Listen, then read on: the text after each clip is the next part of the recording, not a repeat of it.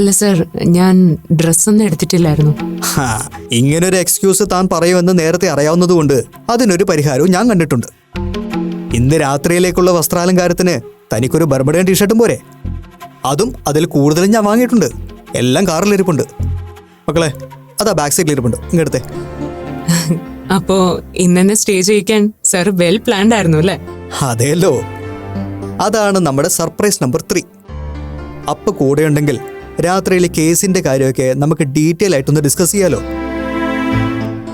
അപ്പോൾ ഒരു കാര്യം ചെയ്യും, ആദ്യം വീട്ടിൽ വിളിച്ച് ഇന്ന് വരുന്നില്ലെന്നുള്ള കാര്യം പറഞ്ഞേക്ക്. വെറുതെ ഗീതാ മാഡത്തിനെ ടെൻഷൻ ആക്കണ്ട. ഞാൻ അപ്പോഴേക്കും ഒന്ന് റെഡി ആയിട്ട് വരാം. അപ്പോൾ എൻ്റെ റൂം റെഡിയല്ലേ മോളെ? പിന്നെ അതൊക്കെ ഞാൻ നേരത്തെ റെഡിയാക്കിയിട്ടേക്കോ. Okay, very good. അപ്പോൾ ഞാനൊന്ന് ഫ്രഷ് ആയിട്ട് വരാം. ഞാൻ അമ്മയൊന്ന് വിളിക്കട്ടെ.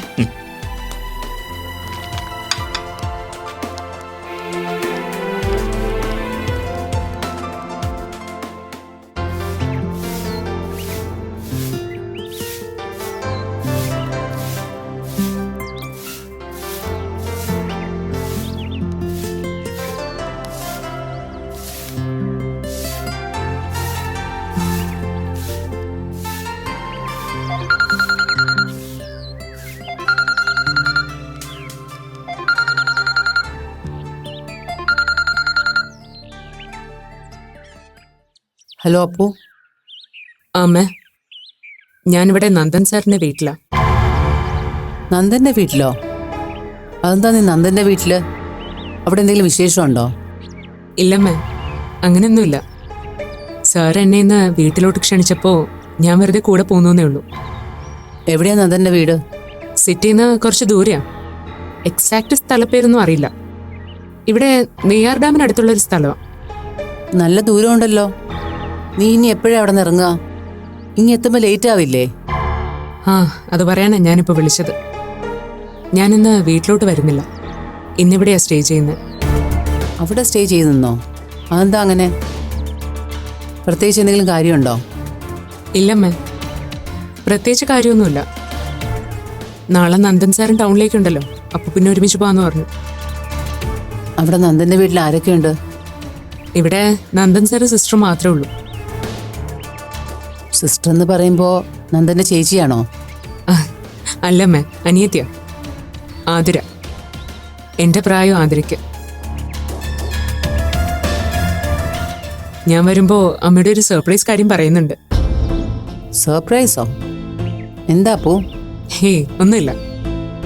ഞാൻ വരട്ടെ, എന്നിട്ട് പറയാം. നീ ചുമ്മാ ടെൻഷൻ എടുപ്പിക്കാതെ കാര്യം പറയുന്നുണ്ടോ? ഇതെങ്ങനെ ടെൻഷൻ അടിക്കാനുള്ള കാര്യമൊന്നും അല്ലമ്മേ. കേൾക്കുമ്പോ സന്തോഷമുള്ള കാര്യമാ. എന്നാ പിന്നെ നിനക്ക് അതിപ്പോ പറഞ്ഞൂടെ? കേസിന്റെ കാര്യം വല്ലതാണോ? ഏയ്, ഇതൊന്നും അല്ലെന്നേ. ഇത് നന്ദൻ സാറിന്റെ സിസ്റ്ററിന്റെ കാര്യമാണ്. സിസ്റ്ററിന്റെ കാര്യോ? ആ കുട്ടിക്ക് എന്ത് പറ്റി? ആ കുട്ടിക്കൊന്നും പറ്റിയിട്ടില്ല. ബാക്കിയൊക്കെ ഞാൻ വന്നിട്ട് പറയാം. എങ്കിൽ ശരി, നിന്റെ ഇഷ്ടം പോലെ ആവട്ടെ അപ്പു. നീ ഇന്ന് അവിടെ സ്റ്റേ ചെയ്യുകയാണെങ്കിൽ രാത്രി കഴിക്കേണ്ട മെഡിസിൻസ് എന്ത് ചെയ്യും? ഓ, ആ സാരില്ലമ്മേ. ഇന്നൊരു നേരം സ്കിപ്പ് ചെയ്യുന്നോണ്ട് വലിയ കുഴപ്പമൊന്നും സംഭവിക്കാൻ പോകുന്നില്ല. നോ, അങ്ങനെ സ്കിപ്പ് ചെയ്യാനൊന്നും പറ്റില്ല. മരുന്ന് മുടങ്ങരുതെന്ന് ഡോക്ടർ പ്രത്യേകം പറഞ്ഞതല്ലേ. ഞാനൊരു കാര്യം ചെയ്യാം, ടാബ്ലറ്റിന്റെ പേര് വാട്സപ്പ് ചെയ്യാം. അവിടെ ഏതെങ്കിലും മെഡിക്കൽ സ്റ്റോർ ഉണ്ടെങ്കിൽ അവിടെ നിന്ന് വാങ്ങിയാൽ മതി. ശരി. അങ്ങനെ ശരിയെന്ന് പറഞ്ഞാൽ പോരാ, ഇപ്പൊ തന്നെ നന്ദനെ കൊണ്ടത് മറക്കാതെ വാങ്ങിപ്പിക്കണം, കേട്ടല്ലോ? ശരിയെന്നേ, ഞാൻ വാങ്ങിപ്പിച്ചോളാം. ബി പി എന്തെടുക്കും അമ്മ? അച്ഛൻ കിടക്കുക. ചെറിയൊരു കോൾഡ് പോലെ ഉണ്ടെന്ന് തോന്നുന്നു. അതുകൊണ്ട് രാത്രി കഞ്ഞി വെക്കാന്ന് വെച്ചു. ശരി, ഞാൻ നാളെ ഇറങ്ങുമ്പോൾ വിളിക്കാം. നന്ദനോടും അനിയത്തിയോടും എൻ്റെ അന്വേഷണം പറയണേ. ശരി അമ്മ.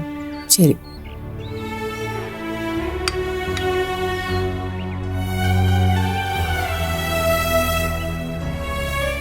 ഗീതാന്റെ വിളിച്ച് പറഞ്ഞോ അപ്പു?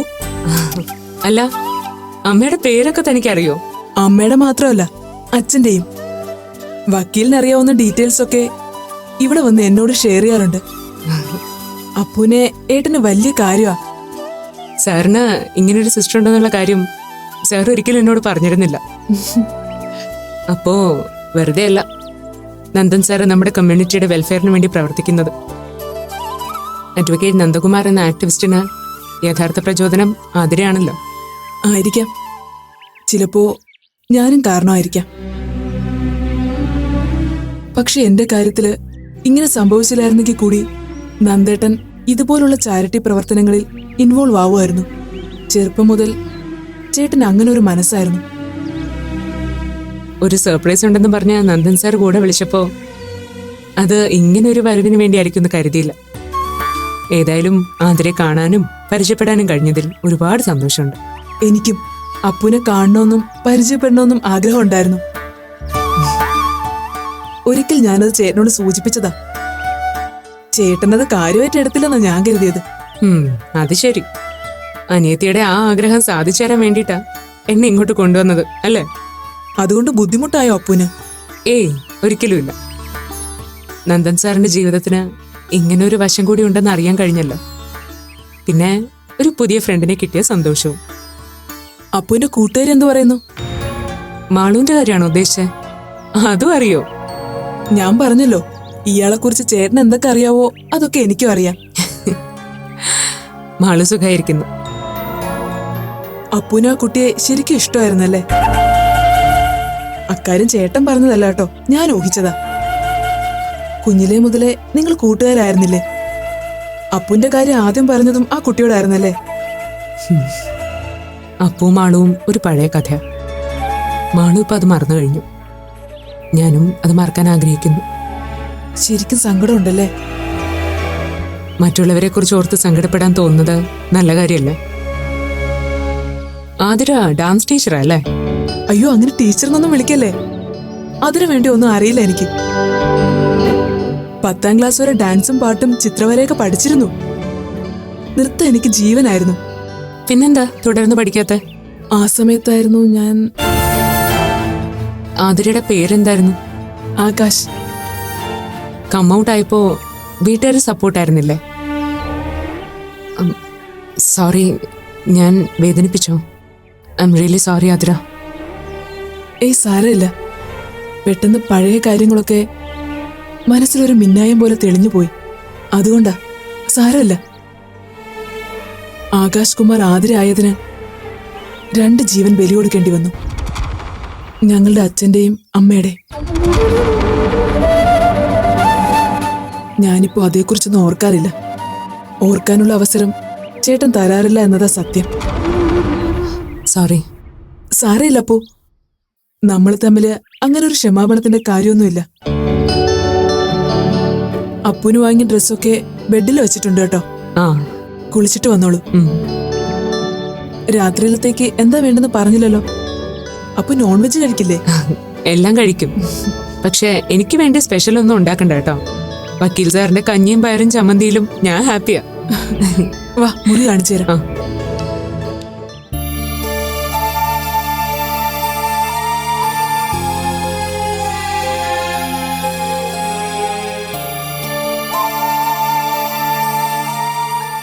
ആഹാ, തന്റെ ജോലി ഇതുവരെ തീർന്നില്ലേ? എന്തുവാടോ ഇത്? മണിക്കൂർ ഒന്നായല്ലോ താൻ ഈ തുണി ഉടക്കാൻ തുടങ്ങിയിട്ട്. ആൾ ഈ ലോകത്തൊന്നും അല്ലേ? അതോ തന്റെ മനസ്സിപ്പോഴേ മലേഷ്യയിലേക്ക് പറന്നോ? ഞാൻ അതേക്കുറിച്ചൊന്നും അല്ല ആലോചിച്ചത്. പിന്നെന്താ പരിസരം പോലും മറന്ന് ഇങ്ങനെ ചിന്തിച്ചിരിക്കാനുള്ള കാരണം? ഓ, ഇപ്പോഴാ പിടികിട്ടിയത്. എന്ത് പിടികിട്ടിയെന്നോ? അല്ല, സ്വയം മറന്നിങ്ങനെ സ്വപ്നലോകത്ത് കറങ്ങി നടക്കാൻ തക്കതായ എന്തെങ്കിലും കാരണം വേണമല്ലോ. അതിന്റെ റൂട്ട് ഇപ്പോഴാ പിടികിട്ടിയത്. മുത്തശ്ശി പറഞ്ഞ ആ വഴിപാടിന്റെ കാര്യമല്ലേ? നമ്മളും കൂടി മനസ്സ് വയ്ക്കേണ്ട ആ വഴിപാട്. ഡോക്ടർക്ക് ഇതല്ലാതെ വേറൊന്നും പറയാനില്ലേ? അത് ശരി. ഞാൻ ഒട്ടും റൊമാൻറ്റിക് ആവുന്നില്ലെന്നായിരുന്നല്ലോ തന്റെ പരാതി. ആ പരാതി തീർക്കാൻ ഭാര്യയുമായിട്ട് അല്പം ശൃംഗരിക്കാന്ന് വിചാരിച്ചപ്പോ അതും കുറ്റമായോ? അത് ശരി. അപ്പൊ പരിഭവം തീർക്കാൻ വേണ്ടിയുള്ള റൊമാൻസ് ആയിരുന്നു അല്ലേ? കൊള്ളാം. അതും താൻ സീരിയസ് ആയിട്ട് എടുത്തോ? എടോ, ഞാൻ എന്റെ മനസ്സിലുള്ള കാര്യം തുറന്നു പറഞ്ഞതേ ഉള്ളൂ. അല്ലാതെ മനസ്സിലൊന്ന് വെച്ചിട്ട് പുറത്ത് വേറൊരു രീതി. അത്തരം പ്രകടനങ്ങളൊന്നും എനിക്ക് വശമില്ലാന്ന് എനിക്കറിയാലോ. മറ്റുള്ളവർ ആ രീതിയിൽ എന്നോട് പെരുമാറുന്നതും എനിക്കിഷ്ടമല്ല. ഇതൊക്കെ ഇപ്പൊ എന്തിനാ തന്നോട് പറയുന്നതെന്നായിരിക്കും മാഡം ഇപ്പൊ ചിന്തിക്കുന്നത്. ഒന്നുമില്ല ശ്രീമതി, എന്റെ മനസ്സ് ശുദ്ധമാണെന്നും അതിൽ നിന്ന് വരുന്ന വാചകങ്ങൾ ആത്മാർത്ഥമായിട്ടാണെന്നും തന്നെ ബോധിപ്പിക്കാനുള്ളൊരു ശ്രമം അങ്ങനെ കണ്ടാൽ മതി. അതിനിത്രയും വിശദീകരിക്കണ്ട. ഡോക്ടറുടെ മനസ്സ് ശുദ്ധമാണെന്നും ഈ സ്നേഹം സിൻസിയർ ആണെന്നും അല്ലാതെ തന്നെ എനിക്കറിയാലോ. ഹാവൂ, ഇപ്പോഴാണ് എനിക്കൊരു സമാധാനമായത്.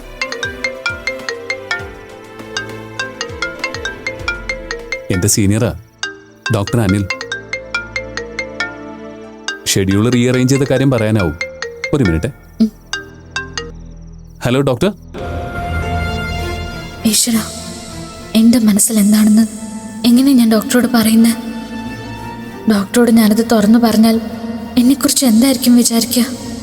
ഞാനൊരു മോശം പെണ്ണാന്ന് തോന്നില്ലേ? എന്നോട് ക്ഷമിക്കാൻ ഒരുപക്ഷെ ഡോക്ടർക്ക് മനസ്സ് വന്നില്ലെങ്കിലോ? വേണ്ട, ഒന്നും ഡോക്ടർ അറിയാതിരിക്കുന്നത് തന്നെയാണ് നല്ലത്.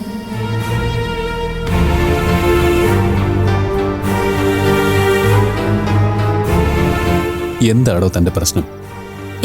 ഒന്നുമില്ല ഡോക്ടർ. അത് വെറുതെ. എന്താ തന്നെ ഇങ്ങനെ സങ്കടപ്പെടുത്തുന്ന കാര്യമൊന്ന് ഞാൻ വെറുതെ ഒന്ന് ഗസ് ചെയ്യട്ടെ. തന്റെ ഇപ്പോഴത്തെ ഈ മൂഡ് ഓഫിന് കാരണം അരുൺ ഭാസ്കർ അല്ലേ? യെസ്, തന്റെ ഈ മുഖം പറയുന്നുണ്ട്. അത് തന്നെയാ പ്രശ്നം. അയാളെ കണ്ടത് മുതൽ തന്റെ മനസ്സിങ്ങനെ ഡിസ്റ്റർബ് ആവാൻ തുടങ്ങിയത്.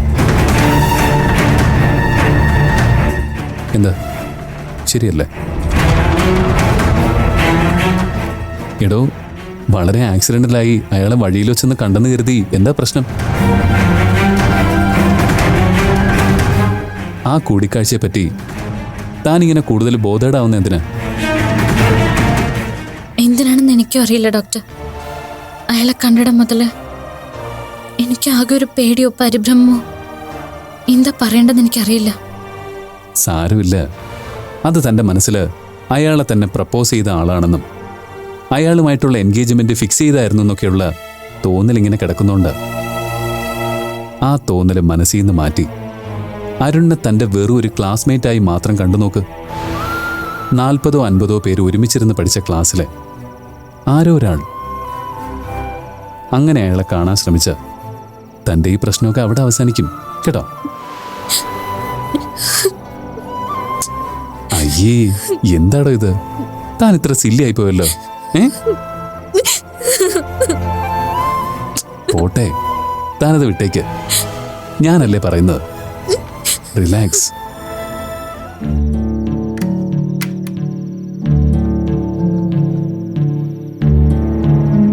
റെഡിയല്ലേ മമ്മി? മാളു എവിടെ?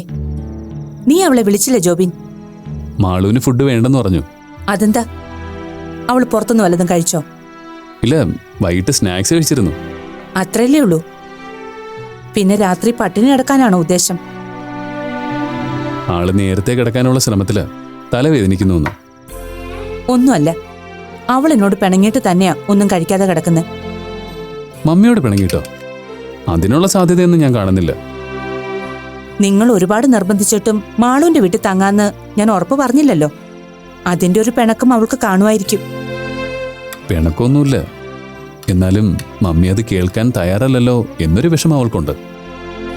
മമ്മിയും ലേശം വാശി കാണിച്ചില്ലേ ഇക്കാര്യത്തിൽ എന്ന് എനിക്കൊരു സംശയം ഇല്ലാതില്ല. എനിക്കൊരു വാശിയുമില്ല. അങ്ങോട്ട് പോകുന്നില്ല എന്ന് വിചാരിക്കുന്നത് പലതും ആലോചിച്ചിട്ട് തന്നെയാ.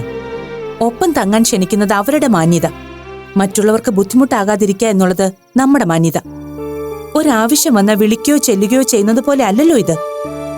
തന്നെയല്ല, എന്തെങ്കിലും കാരണത്തിന്റെ പേരിൽ ഇന്ദിരാമയുമായി സംസാരിച്ച് മുഷിയേണ്ടി വരുമെങ്കിലോ എന്ന പേടിയും എനിക്കുണ്ട്. മമ്മി അങ്ങനെ പലതും ആലോചിച്ച് തന്നെയാ ഒഴിഞ്ഞെന്ന് എനിക്ക് മനസ്സിലായി. ഗീതാൻറ്റി പിന്നെ വിളിച്ചിരുന്നോ? ഇന്നത്തെ തിരക്കിനിടയിൽ ഞാൻ പിന്നെ അപ്പുവിനെ വിളിച്ചതുമില്ല. അപ്പു അവിടെ ഇല്ല. ഇല്ലേ? ഇല്ല. കുറച്ചു മുമ്പ് ഞാൻ ഗീതയെ വിളിച്ചിരുന്നു. അപ്പു ഇന്ന് ആ വക്കീലിന്റെ വീട്ടിലാ തങ്ങുന്നതെന്ന് ഗീതയെ വിളിച്ചു പറഞ്ഞു എന്ന്. എന്താ അപ്പോ അവിടെ തങ്ങുന്നേ? കേസിന്റെ കാര്യത്തിൽ എന്തെങ്കിലും പുതിയ ഡെവലപ്മെന്റ്സ് ഉണ്ടായോ? എന്താ കാര്യമെന്ന് ഗീതയോടും പറഞ്ഞിട്ടില്ല. ഇനി വിജയുടെ കൂടെ നിൽക്കണ്ടെന്നെങ്ങാനും വക്കീല് പറഞ്ഞു കാണുമായിരിക്കും. അന്ന് അഡ്വക്കേറ്റ് പറഞ്ഞത് വെച്ച് നോക്കുമ്പോ വിജയങ്ങളുടെ കാര്യം അല്പം പരിഗണനയിലാണെന്ന് തോന്നുന്നു. ഗീതയ്ക്കും ആ ഒരു ടെൻഷൻ നന്നായിട്ടുണ്ട്. വിളിക്കുമ്പോഴൊക്കെ ഗീതയ്ക്ക് അതേക്കുറിച്ച് സങ്കടം പറയാനേ ഉള്ളു നേരം. വിജയുടെ ഇപ്പോഴത്തെ ഈ അവസ്ഥയിൽ വിധി കൂടി എതിരായാലുള്ള സ്ഥിതി എന്തായിരിക്കും? എനിക്കതൊന്നും ആലോചിക്കാനേ വയ്യ. ഒരു കണക്കിന് മമ്മിയെടുത്ത തീരുമാനം നന്നായി. സമയം കിട്ടുമ്പോൾ ഗീതാൻ്റിയുടെ അടുത്ത് പോകണം. മമ്മി കൂടെ ഉണ്ടെങ്കിൽ ആൻറ്റിക്ക് അതൊരു ആശ്വാസമാവും. ഇനി അതിന്റെ പേരിൽ മാളൂന് പിണക്കമൊന്നും തോന്നരുതെന്ന് നീ അവളെ പറഞ്ഞു മനസ്സിലാക്കണം കേട്ടോ. മാളുവിൻ്റെ കാര്യം മമ്മിക്കറിയാലോ. അവളുടെ പിണക്കവും പരിഭവവും ഒക്കെ സെക്കൻഡിനുള്ളിൽ തീരില്ലേ? പാവം, ഞാൻ ചെന്ന് വിളിക്കണോ അവളെ? വേണ്ട മമ്മി, അവൾക്ക് വേണ്ടാഞ്ഞിട്ടാവും. മമ്മി വേഗം തയ്യാറാക്കുക. ഞാൻ ഗേറ്റ് ലോക്ക് ചെയ്തിട്ട് വരാം.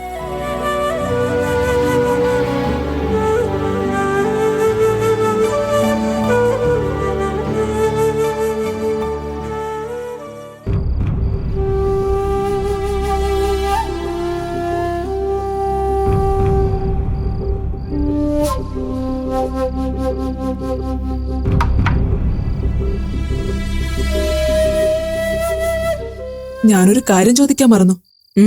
എന്താ? അപ്പുവിന് രാത്രിയിൽ കഴിക്കാൻ മെഡിസിൻ വല്ലതും ഉണ്ടായിരുന്നോ? ടാബ്ലറ്റോ മറ്റോ ഉണ്ടായിരുന്നു അല്ലേ? ഉണ്ടായിരുന്നു. ഇന്ന് ചെല്ലുന്നില്ല എന്ന് പറഞ്ഞപ്പോ അമ്മ ആ കാര്യം എന്നെ ഓർമ്മിപ്പിക്കുകയും ചെയ്തു. വാങ്ങേണ്ട മെഡിസിന്റെ സ്ട്രിപ്പ് വാട്സാപ്പ് ചെയ്യുകയും ചെയ്തു. അയ്യോ, എന്നിട്ടെന്താ അത് പറയാതിരുന്നത്? ചേട്ടനെ വിട്ട് വാങ്ങിപ്പിക്കായിരുന്നല്ലോ. മെഡിക്കൽ സ്റ്റോർ ചിലപ്പോൾ അടച്ചിട്ടുണ്ടാവില്ല. ഏയ്, ഒന്നും വേണ്ട ആതിര. ഞാൻ മനഃപൂർവ്വം ഒന്ന് കഴിക്കണ്ടെന്ന് വെച്ചിട്ട് തന്നെയാ പറയാത്തത്. ഒരു മരുന്നും കഴിക്കാതെ തന്നെ മനസ്സിനും ശരീരത്തിനും വല്ലാത്തൊരു ആശ്വാസം തോന്നുന്നുണ്ട് ഇപ്പോ. ഓ, അത് വെറുതെ. അങ്ങനെ ആശ്വാസം തോന്നുള്ള മാജിക് ഒന്നും ഞാൻ വിളമ്പി കഞ്ഞിയിലില്ല. കഞ്ഞിയിൽ അതിനുള്ള മാജിക് ഉണ്ടായിരുന്നില്ല. പക്ഷെ ഇയാളുടെ ഏട്ടന്റെ സ്നേഹബന്ധത്തിന് വല്ലാത്തൊരു മാജിക് പവർ ഉണ്ടായിരുന്നു. ശരിക്കും എന്റെ മനസ്സ് നിറഞ്ഞു. ഇങ്ങനൊരു ചേട്ടനെ കിട്ടിയത് ആതിരയുടെ ഭാഗ്യം തന്നെയാ. അക്കാര്യത്തില് എനിക്ക് ഒരു സംശയമില്ല. ഏട്ടനല്ല, എന്റെ ദൈവം തന്നെയാ, കാണപ്പെട്ട ദൈവം. നേരത്തെ താൻ പറഞ്ഞില്ലേ അച്ഛന്റെ അമ്മയുടെയും ജീവൻ ബലി നൽകേണ്ടി വന്നു. അത് മനസ്സിൽ വല്ലാതെ അങ്ങ് തറഞ്ഞു. തന്നോട് ചോദിക്കണോ, നന്ദൻ സാറിനോട് ചോദിക്കണോ, അതോ ആരോടും ചോദിക്കേണ്ടയോ എന്നൊക്കെ ഒരു കൺഫ്യൂഷൻ. പിന്നെയും വിചാരിച്ചു ചോദിക്കാൻ പറ്റിയ ആള് ആതിര തന്നെയാണെന്ന്. ചോദിച്ചോളൂ. എൻ്റെ ഒരു ഗസ്സാണ്. എന്താ അപ്പൂന് അറിയേണ്ടത്? എന്റെ കാര്യം അറിഞ്ഞ് അവർ ആത്മഹത്യ ചെയ്യുകയായിരുന്നു എന്നാണോ? അതെ. അപ്പുന്റെ ഊഹം ഒരു പരിധിവരെ ശരിയാ. അച്ഛൻ്റേത് ഒരു ആത്മഹത്യ തന്നെയായിരുന്നു, അമ്മയുടേത് ഹാർട്ട് അറ്റാക്കും. ഞാനിങ്ങനെ ആയിപ്പോയതിൽ മനന്നൊന്ത് അച്ഛൻ ആത്മഹത്യ ചെയ്തോന്നല്ല കേട്ടോ, എന്നോടുള്ള വാശിക്ക് ചെയ്തതാ. മനസ്സിലായില്ല. വാശി എന്ന് പറയുമ്പോ? ഞാൻ ഒരിക്കലും ഒരു പെണ്ണായി ജീവിക്കരുതെന്ന വാശിക്ക്. അച്ഛൻ റെയിൽവേ പോലീസായിരുന്നു. വല്ലപ്പോഴൊക്കെ മാത്രമേ വീട്ടിൽ വരുമായിരുന്നുള്ളൂ. വരുമ്പോഴൊക്കെ എന്തെങ്കിലുമൊക്കെ കാരണം പറഞ്ഞ് അച്ഛൻ ഒരുപാട് ഉപദ്രവിക്കുമായിരുന്നു.